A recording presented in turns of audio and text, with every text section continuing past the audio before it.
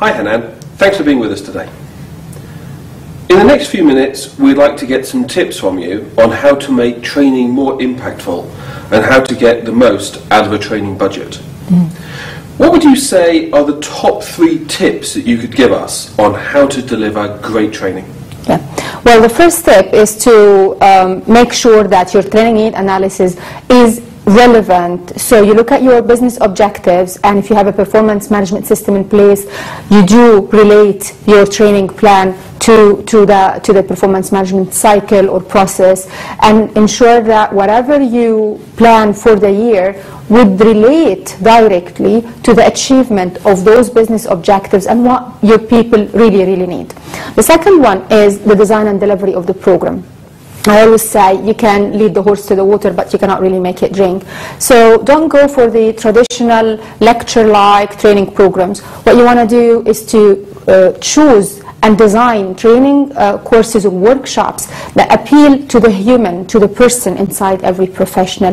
You also want to make sure they're as interactive as possible. When people get engaged and have fun in a workshop, they actually retain the learning for longer.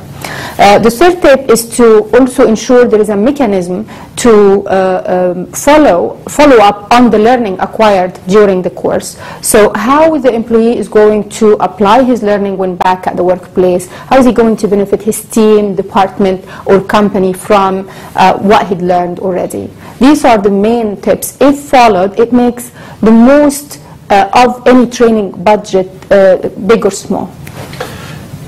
Back to that second point for a moment. You said the training needs to appeal to the delegate as a person, as an individual. Yes. How do you achieve that? Well, what we use, for example, is combining the core skills of emotional intelligence, neuro-linguistic programming, neurosemantics, with the traditional soft skills training, because you want people to see what's in it for them, to actually sit there and listen to you. Yes, of course, they want to benefit their company and workplace, but when they find that it can help them also on a personal level or in their career, they become more interested, and they give their full attention in class and actually do something when they leave the workshop back at home or at the company.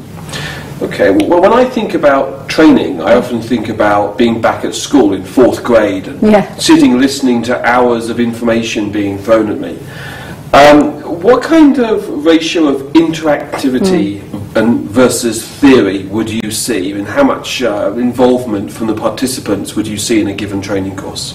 Well, there are many theories around this. We use 70-30, 70% interactive or practical training and 30% theory. And if you're going to do that, you want to make sure you do the theory in short doses so people don't get bored.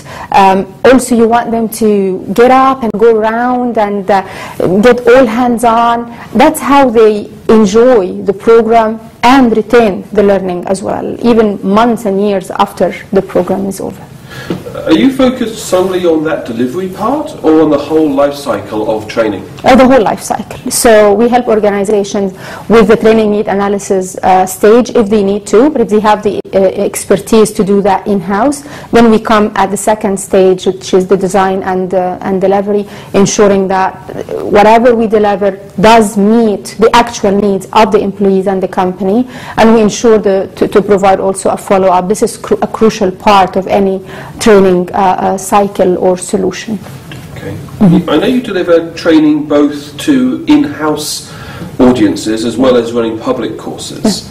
What do you see as the differences between those two approaches or styles of training?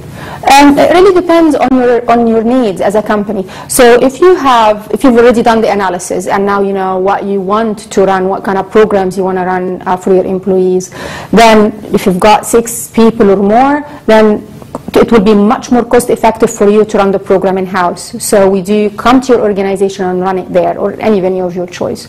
But if you've got 1 or 2 people, then you want to send them to a public course that you're sure will tackle the actual needs that you've already identified. And it's also a great networking opportunity for high-level people. Okay, most organisations here in the MENA region have quite diverse workforces, both in terms of nationality, background and seniority and so on. Of course. Does that present any special challenges to delivering training? Yes, culture and language. So you can have people in the same group, different walks of life, different nationalities, different religions, different languages. So you want to be culturally sensitive to the material and to the way you deliver the training program you designed and the way you approach every individual. Language is another important factor. So if you're presenting to a group of Arabic-speaking delegates, why not deliver it in Arabic or in English and Arabic? So what we do, for example, is having side-by-side slides, Arabic and English, especially if we have Arabic and English-speaking people in the workplace. That really helps getting everyone involved and get the most out of the training program as well. That all sounds very good. Many training companies in this region, or globally even, promise a great deal. Yeah.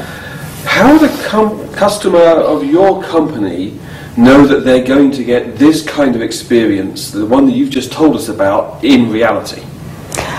Well, I agree with you, and I was a learning manager for more than 10 years, so I fully understand how risky it is to deal with a new provider, and that's why when we started H&I, we ensured having what we call our quality promise, and that's 100% money back guarantee. So if we run a program and it doesn't meet the expectations of our client, or it's not as good as we said it was, then we don't invoice our client. We say it's a gift. No pay, basically. Has anyone ever taken you up on that guarantee? No, not yet. And actually, if any, it's the opposite. So they always come back and look for long-term relationships with us, and we're very, very proud of that. Fantastic. Thanks.